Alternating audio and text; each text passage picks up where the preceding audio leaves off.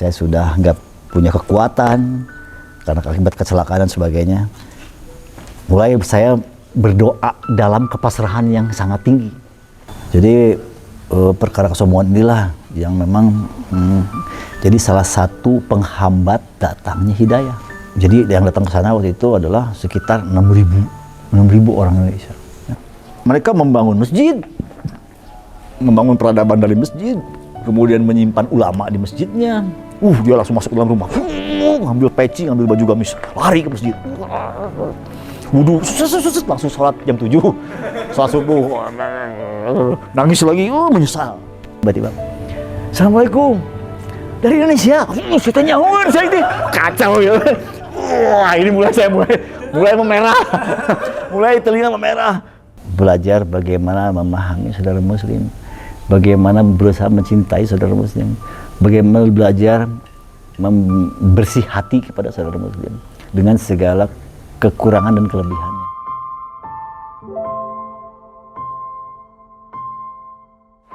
Assalamualaikum warahmatullahi wabarakatuh.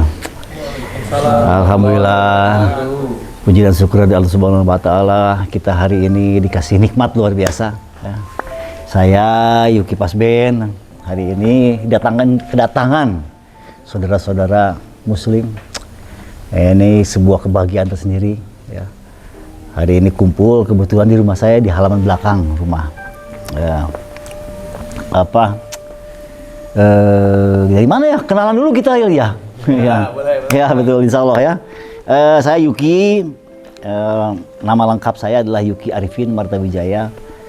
Saya kelahiran Bandung asli. Tahunnya saya lupa tahunnya lupa, sengaja dilupa-lupain. Kalau berhubungan dengan tahun sengaja dilupa-lupain. Dan alhamdulillah saya dari muda suka sekali pada musik, dan akhirnya musik ini menjadi sebuah pekerjaan. Jadi waktu saya muda, saya berpikir bahwa saya harus punya pekerjaan yang dasarnya hobi. Jadi saya nggak merasa bekerja gitu. Itu cita-cita saya waktu itu. Waktu saya umur sekitar 14-15 tahun. Dan ternyata alhamdulillah ya. Ternyata Allah antarkan saya menjadi seorang vokalis di sebuah band yang namanya Pasben. Kami sudah punya 10 album dan baru alhamdulillah tahun lalu baru rilis single dari album 10, dan seiring dengan waktu, dengan hijrahnya saya ke dalam agama, mulai sedikit-sedikit memasukkan lirik-lirik religi ya, atau spiritual ya, pengalaman-pengalaman spiritual dalam lagu-lagu. Nah alhamdulillah, kenapa sampai berhijrah ya? Saya terus terang dibesarkan di keluarga yang sangat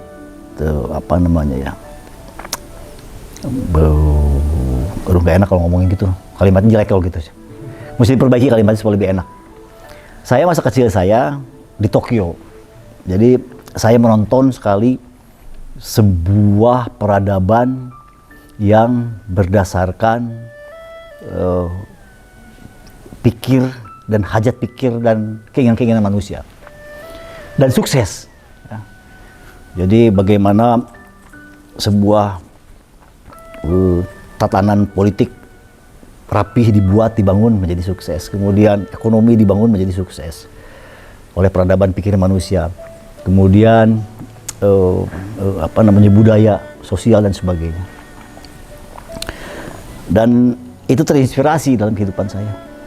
Kami pulang ke sini sekeluarga, dan saya dari kecil terobsesi dengan pola pikir mereka. Terobsesi dengan kerja, terobsesi dengan pikir, dan segala sesuatu yang berhubungan dengan bagaimana memperbaiki apa yang kita inginkan dalam kehidupan ini. Ternyata mengantarkan saya pada cita-cita yang sifatnya duniawi, alhamdulillah tercapai. Ya. Alhamdulillah tercapai. Tapi setelah tercapai, rasa gelisah terhadap diri sendiri itu nggak hilang-hilang. Ya. Rasa kepenasaran, rasa gelisah, rasa curious namanya, ya penasaran ya. penasaran yang sangat gitu, apakah kita manusia ini cuma dikirim ke muka bumi cuma begini doang, kerja, dapat duit, mengejar apa yang kita inginkan, kemudian tidur, kemudian mati. Apakah Allah sesimpel ini mengirim manusia ke muka bumi? Itu datang terus pertanyaan-pertanyaan itu, gak selesai-selesai. Ya. Gak selesai, saya nggak pernah dapat jawabannya. Tahun 2007 saya mulai gelisah tinggi sekali pada perkara siapakah saya dan kenapa saya mesti kemana gitu. Akhirnya mulai mencari pada agama.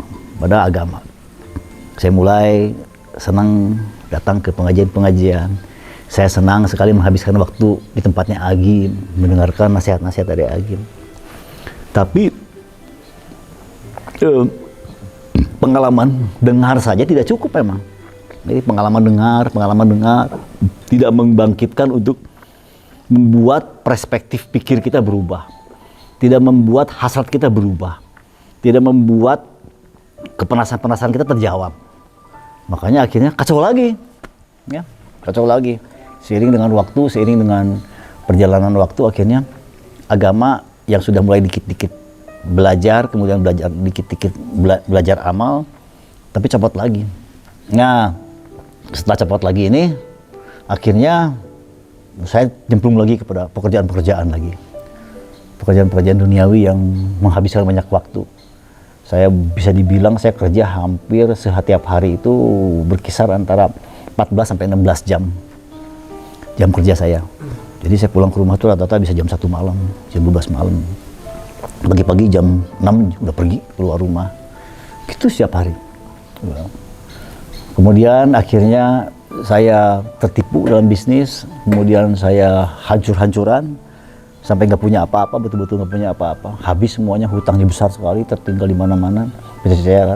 Saya kerja keras untuk bayar hutang, akhirnya saya malah kecelakaan. Nah, kecelakaan inilah yang mengantarkan saya pada pentafakuran yang terdalam. Ya.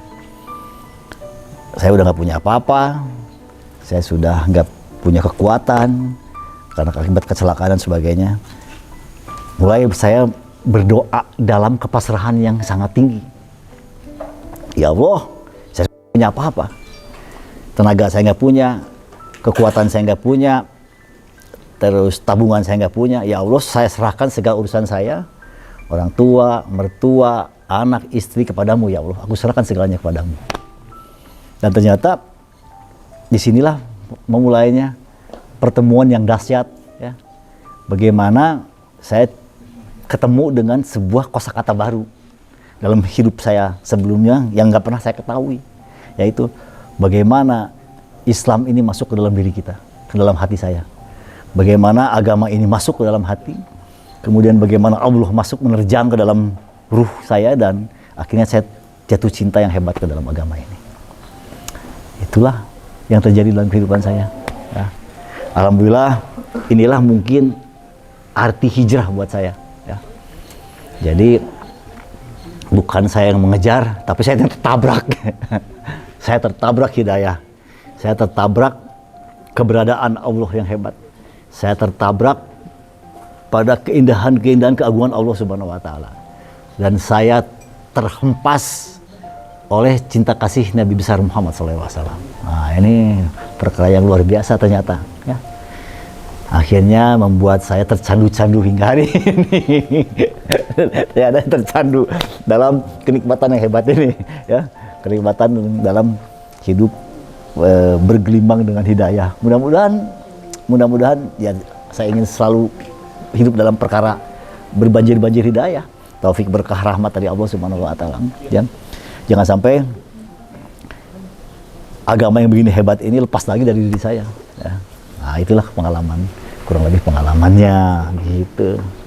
Sahabat-sahabat ya. Insya Allah itu sedikit latar belakang tentang kehidupan saya. Mudah-mudahan cukup dipahami. Saya ini bukan pembuat kalimat yang enak didengar. Jadi bukan pembuat kalimat yang mudah dicerna, katanya kata teman-teman saya. Saya ini katanya lu kalau ngomong itu katanya kalimat lu susah dipahami katanya. Jadi berbelit-belit kalau ngomong katanya gitu. Nah, nggak tahu ya saya kenapa saya berbelit-belit. Apakah ternyata pola pikir saya yang berbelit-belit? Ya, jadi saya mungkin termasuk orang yang pola pikirnya terbelit-belit. Nah, jadi inilah kepribadian saya yang sesungguhnya. Kali ini saya bicara tidak pakai skenario, jadi saya bicara apa adanya yang ada dalam benak dan pikir saya.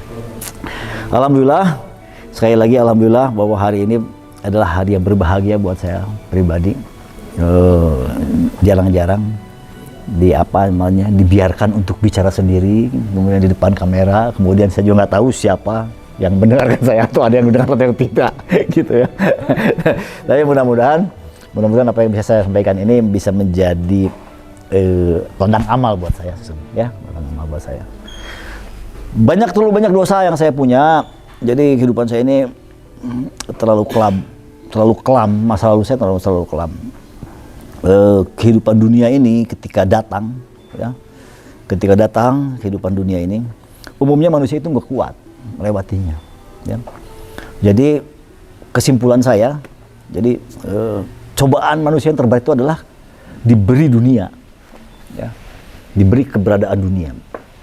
Manusia dikasih lapar, biasanya survive, dikasih petualangan-petualangan, kehujanan, kepanasan, biasanya kuat. Ya. Persahabatan itu berkelompok-kelompok, berjalan kaki, masuk hutan, keluar hutan, biasanya kuat. Ya. Tapi begitu keluar hutan, dikasih makanan enak, dikasih rumah bagus, dikasih mobil bagus, dikasih motor bagus, biasanya orang nggak kuat. Biasanya orang nggak kuat, langsung lupa diri. Wah, ini mobil gua, ini motor gua, ini rumah gua. Wah, akhirnya orang lupa diri. Ya. Dia lupa bahwa semua ini pemberian dari Allah Subhanahu wa Ta'ala. Nah, ini umumnya begitu manusia, ya. Dan itulah yang mengantarkan saya pada kefatalan dalam kehidupan. Jadi merasa bahwa kerja keras itu akhirnya menjadi band, dan akhirnya menjadi album, dan akhirnya menjadi laku dan sebagainya, merasa sebuah kerja dari diri kita sendiri. Timbul kesombongan, timbul keyakinan yang membabi buta, ya. Pikir-pikir yang belagu gitu, yang merasa wah ini bisa dibetulkan, ini bisa dibereskan, ini harus selalu diusahakan dan sebagainya. Ya. Inilah simbol kesombongan yang hebat. Jadi perkara kesombongan inilah yang memang jadi salah satu penghambat datangnya hidayah. Ya. Kalau kesombongan ada dalam hati kita sedikit saja, maka hati kita mengkeras. Ketika hati kita mengkeras, jangan harap hidayah datang memang. Ya. Makanya alhamdulillah, ya, alhamdulillah Allah tunjukkan pada saya betapa sombongnya saya, betapa keras hatinya saya lewat tarbiyah yang mungkin terasa menyakitkan pada saat itu, tapi akhirnya menjadi sebuah kebahagiaan yang luar biasa. Pada akhirnya, gitu kurang lebih. Jadi gimana nih? Obrolan kita nyambung lagi kemana lagi setelah ini? Ya. Jadi ada yang nanya-nanya atau tidak? Tidak. Tidak ya. Alhamdulillah. Hari ini halaman belakang ini, rumah ini, promosi sedikit ya, nggak apa-apa ya. Anak saya dipulangkan dari Temboro tahun 2 tahun lalu, 2 tahun lalu ya, setahun lalu ya. Kemudian dia senang pada kopi dan sebagainya. Diberesin aja halaman belakang, diberesin bersama teman-temannya, akhirnya menjadi warung kopi di halaman belakang. Entah kenapa banyak orang yang datang ke sini seneng gitu ya. Saya juga nggak nyangka halaman belakang yang tadinya semrawut ini bisa jadi begini nyaman setelah pulang dari Maluku kemarin. Saya di Maluku 4 bulan. Alhamdulillah di Maluku ini kita belajar islah, ya. Medianya adalah dakwah, tapi sesungguhnya belajar islah, belajar memperbaiki diri, belajar menangkap keagungan Allah dalam kehidupan. Ya. Ini belajar menangkap keagungan Allah ini perkara yang sering kita lupakan. Ya. Membicarakan keagungan Allah, dakwah ila Allah ini sering kita lupakan. Saat ini kita semua senang membicarakan tentang kopi di rumah saya, makanan yang enak, restoran yang hebat. Kemudian kita senang membicarakan wanita-wanita cantik. Buat laki-laki nih, cantik sih ini, cantik sih itu, gitu. Senang membicarakan kecantikan-kecantikan yang hebat. Terus ada petualangan-petualangan yang mengantarkan kepada petualangan-petualangan zohiriah. Kita pergi keluar kota, kita pergi ke sebuah daerah, dan kita senang membicarakan, wah kami pernah ke sana, kami pernah ke Jogja, daerah seperti ini, keren sekali daerah sana bagus sekali. Kita pernah ke Karimun Jawa, di sana juga indah sekali. Dan kita senang membicarakan hal seperti itu, gitu. Nah, sebetulnya masalah itu tidak menjadi masalah ketika kita sering membicarakannya atau senang membicarakannya. Tapi yang menjadi masalah kemudian adalah buat kita khususnya, yang pengen berakhir indah dalam perjalanan dunia ini dan kemudian berakhir indah dalam perjalanan akhirat, adalah kita tidak pernah membicarakan kebesaran Allah. Kita tidak pernah membicarakan keagungan Allah. Kita tidak pernah membicarakan pertolongan Allah. Kita tidak pernah membicarakan betapa rasa hebat kasih sayang Allah yang hebat yang pernah kita terima dalam kehidupan kita ini. Nah, inilah perkara yang seakan-akan semenel, seakan kecil, tapi ini fatal akibatnya. Maka kita tidak pernah membicarakan Allah, maka tidak ada Allah dalam kolbu kita, dalam lubuk hati kita. Kita tidak pernah menanamkan kehebatan Allah dalam diri kita, dalam kolbu kita, dalam pikir kita, dalam rasa kita, estetika di diri kita, nggak pernah. Kita selalu memasukkan estetika gedung yang hebat kita yang kita lihat. Kita melihat pantai yang cantik, kita masukkan itu dalam pikir kita, dalam khayalan kita, dalam rasa-rasa dalam diri kita, dalam kolbu kita. Maka kehebatan-kehebatan dunia ini masuk dalam diri kita. Allahnya nggak ada, ya, Allahnya nggak ada. Inilah perkara yang repot sebetulnya. Repot nanti di akhirnya. Ya. Apa yang terjadi? Yang terjadi karena kolbu manusia ini kecil sekali wadahnya.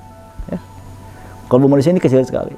Ketika kita bicarakan apa yang kita lihat dengan mata zohir kita, kuping kita, mulut kita membicarakan lagi keagungan-keagungan ciptaan Allah ini tanpa melihat Allahnya, maka yang dalam diri kita, dalam kolbu kita ini semua tentang perkara itu, perkara dunia ini, kehebatan dunia ini. Nah, inilah yang akhirnya menjebak kita pada ketakutan menggantungnya diri kita dan takutnya diri kita ini kepada perkara yang zohir tadi, perkara yang yang kita lihat dalam pikir mata kita saat ini. Nah, ini yang saya dapat dari perjalanan ke India. Saya ke India ini, saya berangkat tahun 2018 bulan November. Ya. Jadi kami berangkat waktu itu pas ada pertemuan musyawarah untuk orang Indonesia, untuk jamaah-jamaah yang di Indonesia disediakan waktu untuk bermusyawarah dengan Amir besar kita di Nizamuddin, nama masjidnya, nama daerahnya Nizamuddin. Masjidnya Masjid Bangkawali. Terus jadi yang datang ke sana waktu itu adalah sekitar 6.000 orang Indonesia. Ya. 6.000 orang Indonesia, mereka adalah senior dakwah dari Indonesia. Saya bukan senior, saya anak baru dan pengen tahu. Gitu. Jadi saya ikut aja berkegiatan di sana. Bagaimana mendengarkan nasihat-nasihat, bagaimana belajar kerja makomi, bagaimana bekerja berkelompok versi sunnah, ya. Kemudian bagaimana belajar risau pada umat. Jadi inilah sariroh tertinggi, ya. Bagaimana menangkap sariroh tertinggi. Kita ini kan kalau belajar sunnah ini kita mencontek apa yang dikerjakan Rasul, kita mencontek apa yang dipakai Rasul, itu lebih mudah, ya. Tapi menangkap pola pikir, menangkap rasa perspektif yang ada dalam diri Rasul itu yang sulit, kan. Nah, dengan belajarnya kita ke sana, kita belajar masuk dalam perspektif itu. Bagaimana merisaukan kampung akhirat, bagaimana merisaukan diri kita dari kampung akhirat, bagaimana merisaukan tetangga kita, sahabat, anak, keluarga, dan sebagainya. Semua orang yang mengaku KTP-nya muslim, kita risaukan, kita belajar merisaukan itu. Nah ini, belajar risau ini bukan perkara yang apa namanya, bukan perkara yang mudah memang ya. Karena dia butuh petualangan.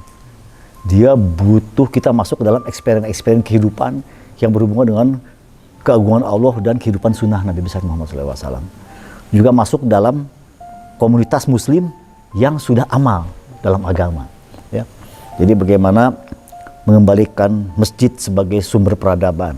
Bagaimana mengembalikan umat ke dalam kehidupan masjid yang hidup.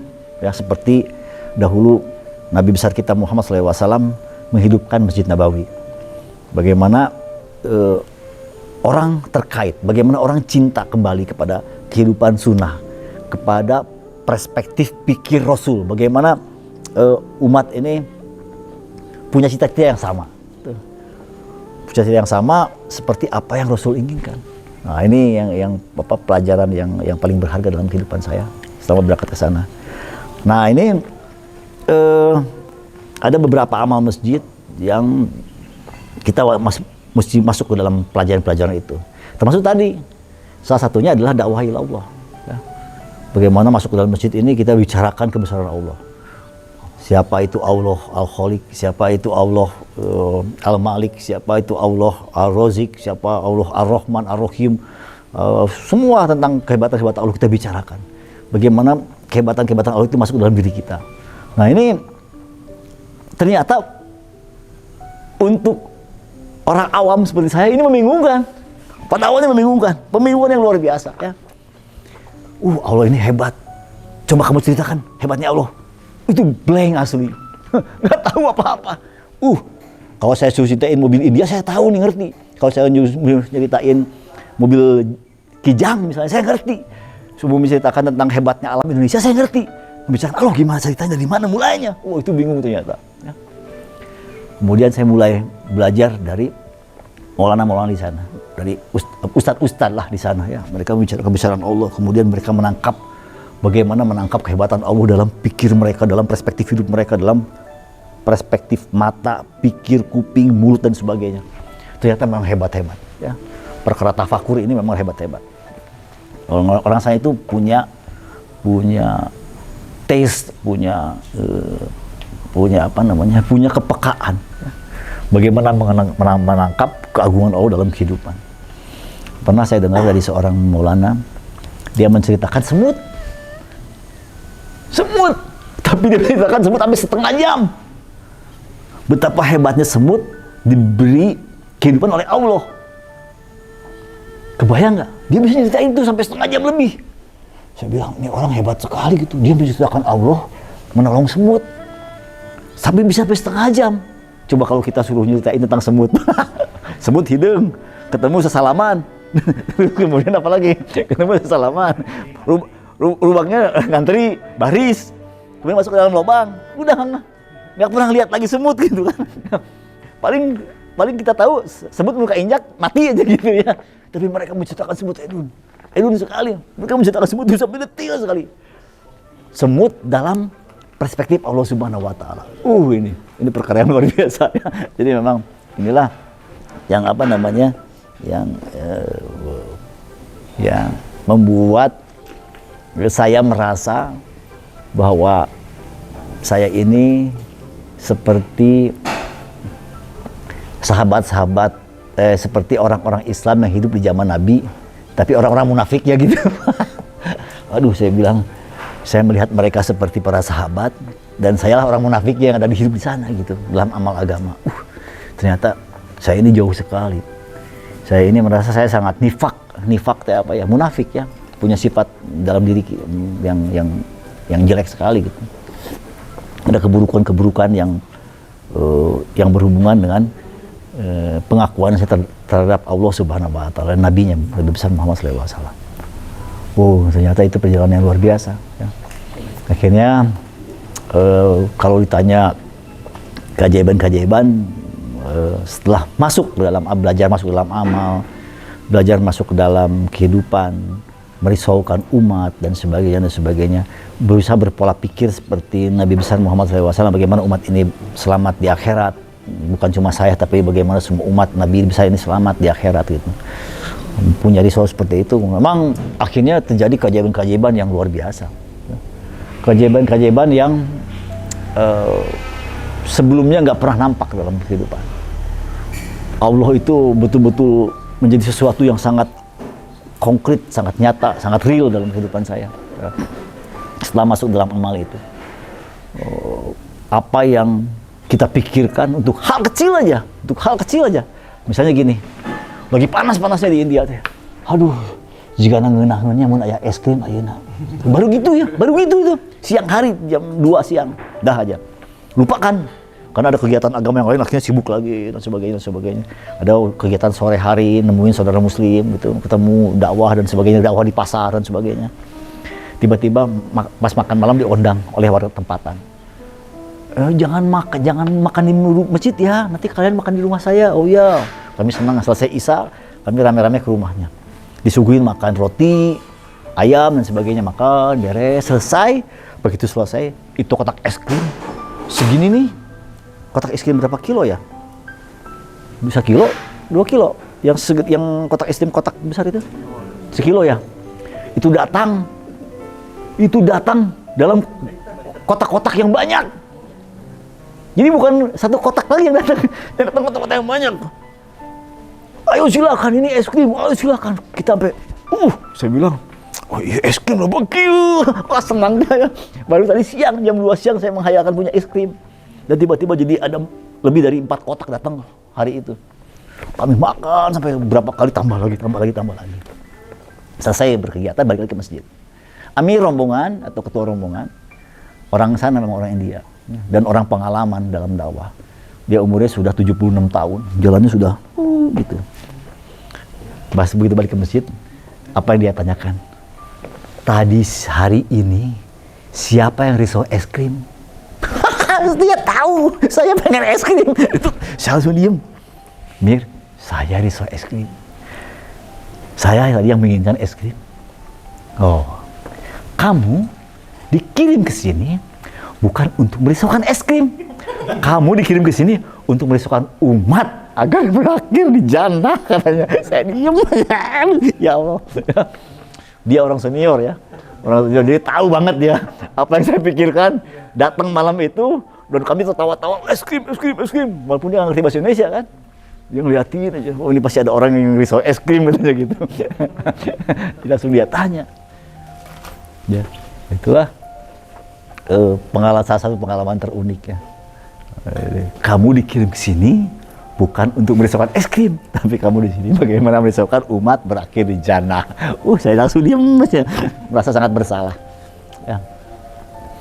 Itulah keajaiban-keajaiban dalam perjalanan kehidupan saya.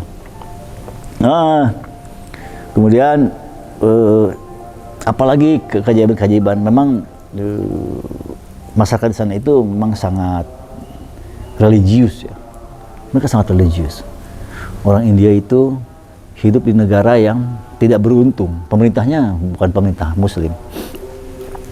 Mereka harus membangun komunitas supaya tetap punya pertahanan. Ya. Ini bukan efek negatif ternyata. Hidup dalam pemerintah yang bukan Muslim. Buat mereka ini menjadi sesuatu yang positif. Mereka membangun masjid, membangun peradaban dari masjid, kemudian menyimpan ulama di masjidnya, kemudian ulama ini menjadi acuan semua kegiatan masyarakat sekitar kampung Muslim itu. Jadi kalau misalnya ada orang kaya bisa beli di kampung Hindu dengan rumah mewah, dia nggak akan pilih itu. Dia pasti akan pilih rumah yang kumuh, tapi tetap ada di kampung, yang murah gitu, tapi tetap ada di lingkungan Muslim. Walaupun dia sanggup, misalnya saya pengen beli rumah di Sasari gitu, kalau di kita mungkin ya, enggak, saya mau pilih kampung Muslim yang ada di Cicadas misalnya. Walaupun kumuh, mereka tetap berkumpul bersama orang Muslim lagi. Alasannya karena supaya terkait sama Muslim. Jadi masjid itu menjadi sebuah patokan peradaban. Ya. Masjid itu mereka bergerombol, sholat malam, mereka anak-anak kecil itu sudah bergerombol dari jam 5 pagi masuk ke madrasah-madrasah, setoran Quran. Anak-anak kecil setoran Quran. Gimbung, setoran Quran. Ya. Nah, maka terus kalau nggak bisa langsung menyediakan tangannya. Cepet! Ya, mundur, masuk lagi yang lain, setoran lagi Quran. Gitu. Bapak-bapaknya masuk ke masjid, sholat, selesai sholat, mereka bermusyawarah. Ya, melaporkan. Di gang saya yang tidak ke masjid, si fulan A, B, C, D. Oh gitu laporan. Ada lagi laporan. Saya dari gang 2. Yang nggak ke masjid adalah, nah itu dihususi. Di silaturahmi. Ya. Walaupun jam 7 diketok. Bye, keluar, langsung. Mereka itu adab rumah tangganya sudah kuat, adab rumahnya sudah kuat. Jadi orang laki-laki itu nggak berani masuk ke dalam rumah. Mereka bisa gedor-gedor pintu rumah orang, orang mah, namanya baitnya, mang, bulu keluar, gitu, keluar, bangun tidur setengah blow on, ciluh rametek itu nama bahasa, ciluh rametek apa bahasa Indonesia ya? Terlalu banyak gitu, matematik. Coba tahu nggak ada bahasa Indonesia-nya ciluh rametek?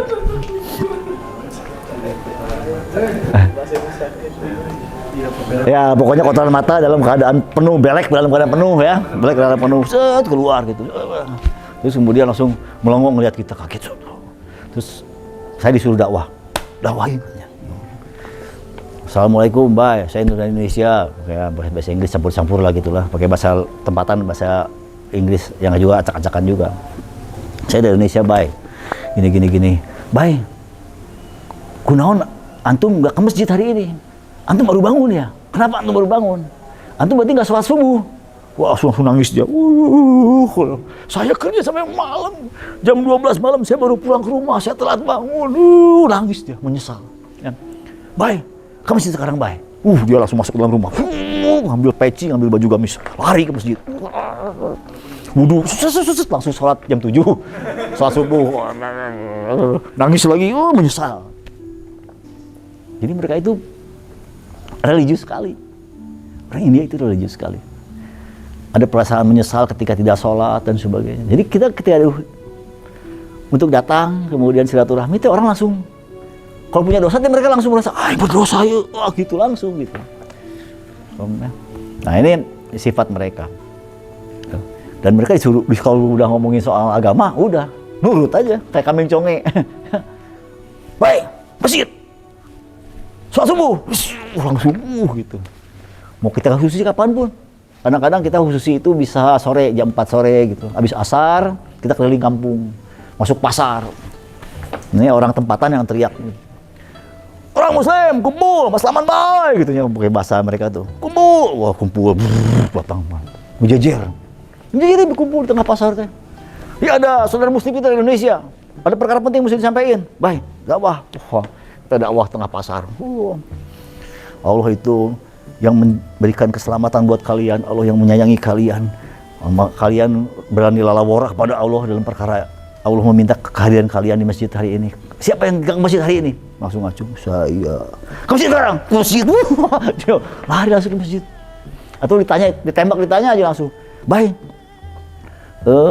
Sholat asar udah belum? Belum. Ke masjid langsung. Jadi mereka itu gitu. Jadi apa namanya? Sangat tawadu ya, sangat tawadu. Nah ini salah satu sifat yang saya pelajari dari mereka. Punya sifat tawadu. Ketika ngomongin Allah, ketika ngomongin Nabi besarnya, udah tidak ada kata lain, harus sudah selesai gitu. Nggak perlu ada perdebatan, nggak perlu disanggah, nggak perlu diapa. Saya salah, gitu berangkat. Tawadu sekali mereka itu. Nah, itu apa namanya pelajaran keduanya. Ya. Nah, kemudian pelajaran lagi yang terbesarnya adalah kami itu belajar mengikrom, belajar mencintai sesama saudara muslim. Karena mencintai saudara muslim ini perkara yang sulit saat ini. Ya. Kita ini mudah terbanting-banting. Perkara politik akhirnya berantakan, persahabatan. Perkara ekonomi akhirnya pecah di antara sama saudara muslim. Kemudian perkara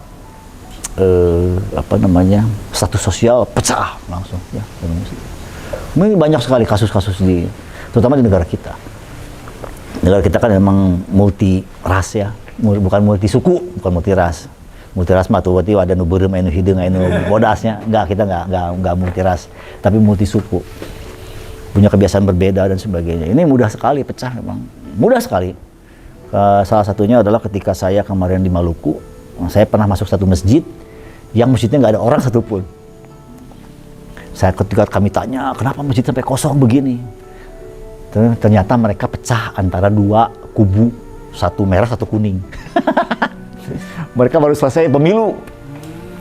Jadi mereka ribut di masjid itu. Wow, ini masjid yang ngebangun orang kuning, bukan yang ngebangun orang merah. Berantem, bubar. Tapi yang lucunya bubar itu mereka meninggalkan masjid semuanya. Nggak ada yang tinggal. Jadi itu nggak ada azan, nggak ada qomat, nggak ada berjamaah. Kosong masjid teh. Jadi kunaon masjid, kenapa ini masjid kosong? Akhirnya kami bagi tugas. Kita bagi 2 tim. Satu harus mendekati yang warga-warga yang warnanya kuning, satu lagi mendekati warga yang warnanya merah. Kami dekati sampai akhirnya mereka mau kembali ke masjid. Pertama mereka mau ke masjid, 3 hari kemudian tetap pakai seragam masing-masing. Ada yang pakai kuning di pojok, yang merah di pojok. Ternyata begitu, ya. Ternyata begitu. Ini kalau tahu nih orang pemimpin kuning dan pemimpin merah, mereka bisa berbahaya. Mereka nanti di akhir nanti ditanyain oleh malaikat. Kalian sudah bikin perpecahan umat nih. Ya. Nanti jadi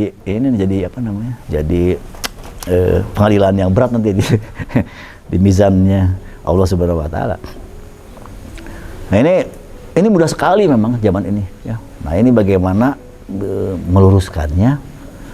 Ternyata meluruskannya adalah belajar hikmat. Jadi zaman Rasul dulu itu hikmat itu berhikmat kepada saudara muslim itu sebuah kebanggaan. Sebuah kebanggaan. Orang datang ke Madinah, mau itu orang hidung, mau itu orang bodas, mau itu orang merah, mau orang itu orang petet gitu. Mereka senang mengikromnya. Ngacu mulai zaman orang amarnya, ngacu gitu. Ya Rasul, ini tamu yang ini biar makan di tempat saya. Rasul, mereka senang menghikmat. Nah, inilah yang hilang. Rasa berhikmat inilah yang hilang, sehingga rasa persaudaraan itu di antara kita memang hilang. Kita mudah pecah. Nah, ini salah satunya. Saya belajar hikmat, belajar memuliakan saudara muslim, belajar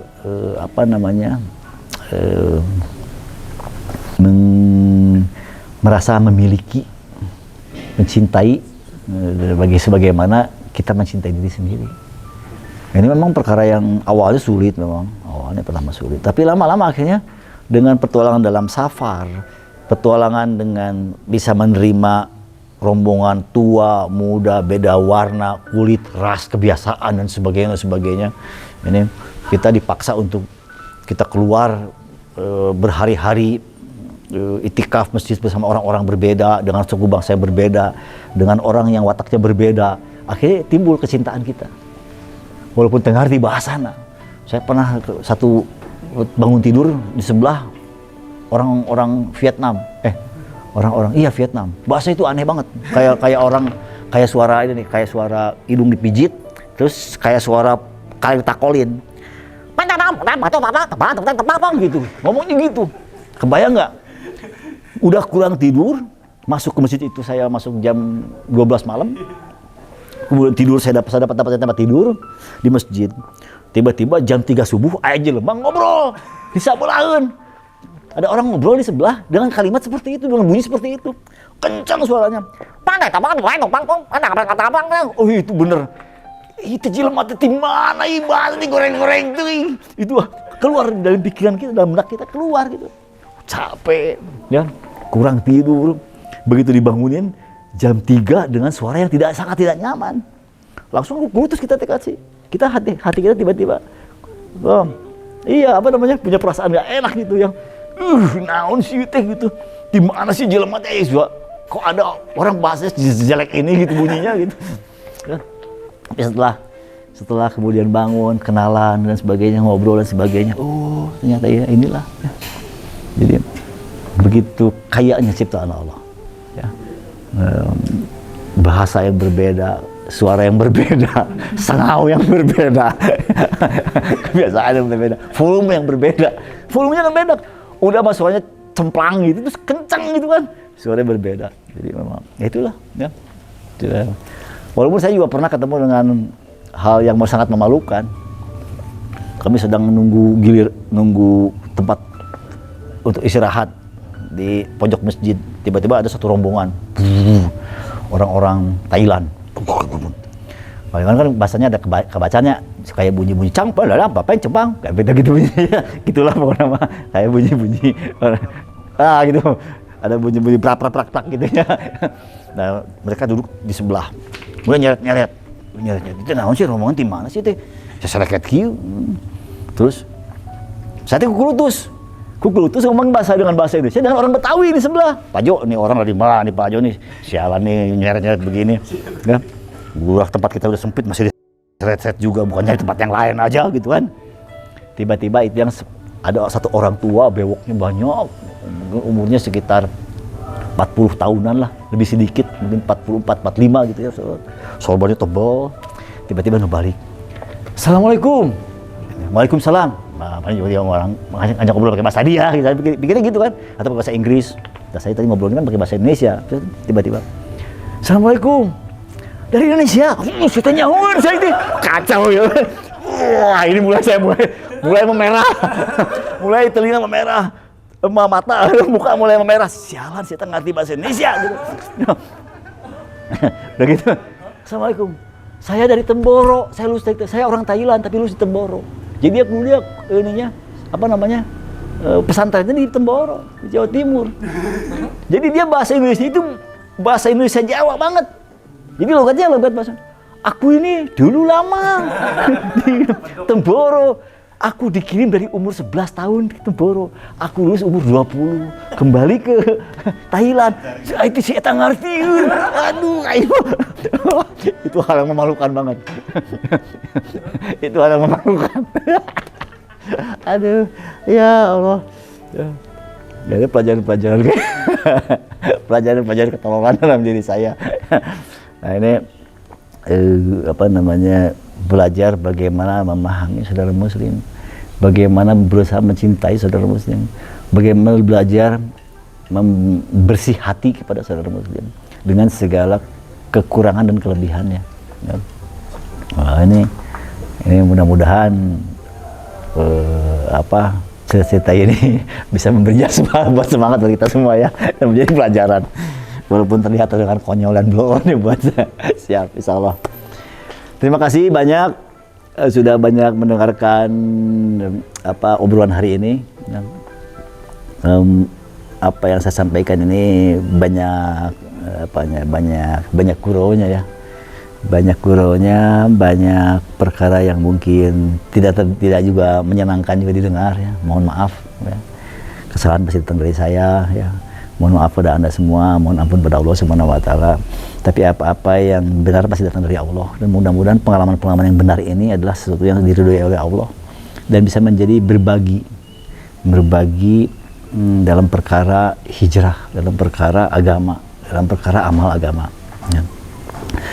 Mudah-mudahan kita bisa menghidupkan kembali dakwah Rasulullah. Ya, dakwahnya Rasulullah senang membicarakan Allah, para sahabat itu senang membicarakan Allah. Ya. Ini hari ini yang banyak hilang. Mari kita banyak bicarakan kebesaran Allah di rumah kita, bersama anak dan istri kita, bersama orang tua kita, bersama sahabat-sahabat kita. Nah inilah yang mudah-mudahan dengan terlatihnya kita membicarakan Allah, maka kita akan menangkap keagungan Allah dan kita akan mengecilkan perkara-perkara yang lain. Ya. Karena manusia itu katanya konon cuma bisa menangkap satu perasaan terbesar. Ya. Dia akan bisa menangkap satu perasaan terbesar. Bagaimana Sayyidina Umar radhiyallahu anhu saking takutnya pada Allah, ya, saking takutnya pada Allah, maka Allah kasih karunia semua makhluk takut pada Sayyidina Umar. Ya, sampai jin-jin dan setan-setan kalau melihat Sayyidina Umar kabur. Itu aja Umar, belok mereka kabur ya. Sayyidina Utsman itu terkenal sangat pemalu. Bahkan dalam sebuah cerita kisah diceritakan Nabi besar kita sedang duduk di beranda Masjid Nabawi. Ya, bersama sahabat yang lain. Tiba-tiba Sayyidina Utsman lewat. Tiba-tiba Nabi kita berdiri, merapikan pakaiannya. Assalamualaikum Utsman. Oh, assalamualaikum ya Rasulullah. Lewat, maaf, lewat. Orang modernya permisi lewat. Kemudian lewat, sahabat yang lain berteriak atau protes, bukan berteriak ya. Protes. Ya Rasul, engkau kan Rasulullah. Kenapa engkau mesti tersibuk malu melihat Utsman lewat? Ya. Apa jawaban Rasul? Utsman sangat pemalu. Dia sangat malu kepada Allah Subhanahu wa taala. Maka seluruh penduduk langit tak malu kepada Sayyidina Utsman. Maka sudah selayaknya aku malu kepada Utsman. Gitu jawaban Rasul. Jadi sebuah perasaan itu adalah sebuah perkara yang luar biasa hebat. Ya. Dan manusia itu hanya bisa menangkap satu perasaan yang hebat. Kita misalnya sangat cinta kepada istri, maka apapun akan kita kerjakan. Kita nggak akan bisa lagi lihat perempuan-perempuan lain. Saking cintanya pada istri kita. Kita tidak akan lagi lihat cewek cantik yang lain. Kita tidak pernah lagi lihat perbandingan-perbandingan yang lain. Saking cintanya pada istri kita. Nah inilah bagaimana kita harusnya punya rasa yang hebat dan takut kepada Allah Subhanahu wa taala. Kalau kita punya rasa takut yang hebat kepada Allah Subhanahu wa taala, maka kita akan melihat yang lain kecil. Kita akan melihat Covid menjadi perkara yang kecil. Kita akan melihat perkara kematian menjadi sebuah perkara yang biasa. Kita merasa sakit adalah bukan perkara yang mengganggu dan sebagainya. Karena kita sangat takut pada Allah Subhanahu wa taala. Nah, ini yang kita nggak punya saat ini. Umat saat ini tidak punya perasaan itu.